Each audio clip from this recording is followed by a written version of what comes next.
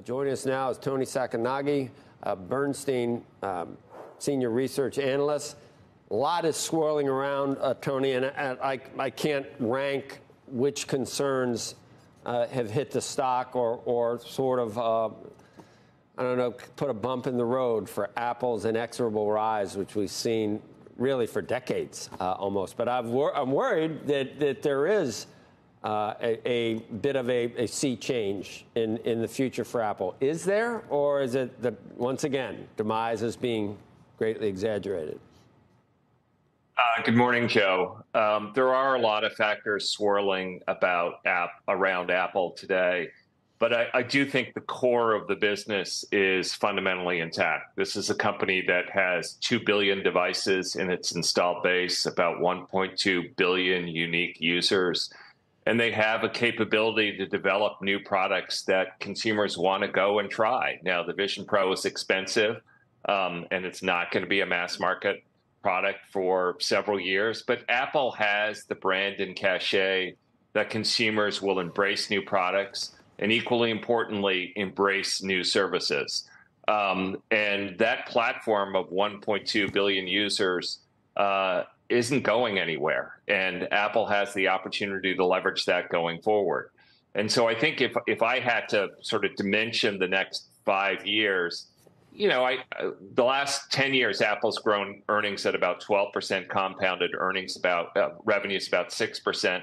I think the next 5 years will be more muted. Maybe revenue will grow 4%, earnings will grow 8 or 9, but that's still pretty good particularly for a company Apple size. In the past, we've seen, and we've pointed out, the legacy tech companies of their era seem to miss out on the next major movement in technology. And now the worry with Apple is maybe that could happen with AI. But does Apple have to lead AI, or can it just use AI to enhance the way it deals with its 2 billion devices that are already out there? It seems like it could be in a more advantageous position than some of the other companies we think about in the past. So, Joe, you raise a great point that if you look at the leaders in technology every 20 or 30 years, they change, and the risk of platform disruption is real. And I think that's why you see Apple taking steps to try and be a leader in wearables with the watch and with the Vision Pro going forward. I think AI is certainly a really important transition point in technology. I think it'll be one of the most significant forces, both societal and technologically, for the next 20 or 30 years. But I do agree with your assertion that Apple has this powerful installed base, and the question is, can it use AI to add more value to that installed base? And I think it can. We're seeing AI phones launched in the marketplace. Google has some, Samsung has some.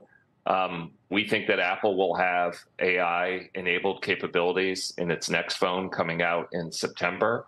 And so I don't think this is, and obviously the iPhone will allow access to ChatGPT, Copilot, other third-party AI capabilities. So I don't, at this point, think that Apple necessarily has to be, the leader in generative AI. I think they'll have a lot of AI on their device that will make the device easier to use, and they will be an access point to other generative AI applications.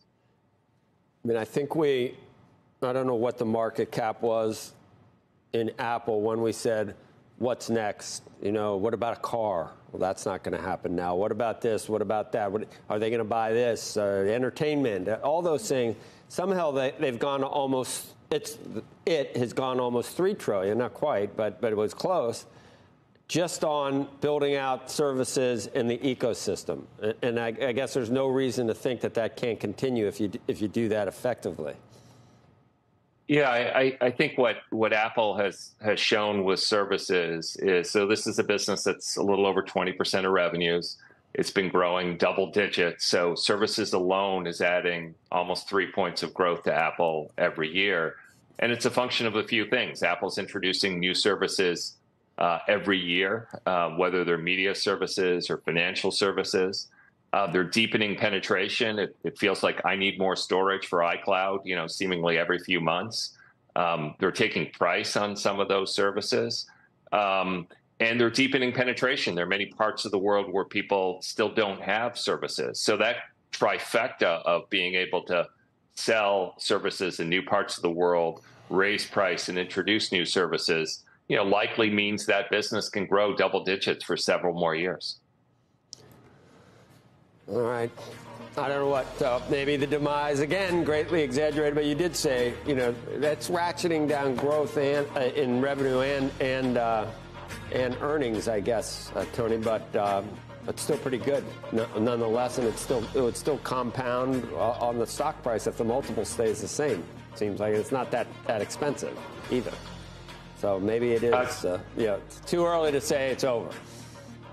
Yeah, look, the last point on valuation, I think, is if we look at Apple's valuation, obviously it's come in. I think the most important metric is what is Apple trading at relative to the market. So the 5-year average is about 1.3 times on a price to forward earnings basis. 6 months ago it was 1.5 times. Now it's 1.3 times. So it's at its average valuation over the last 5 years.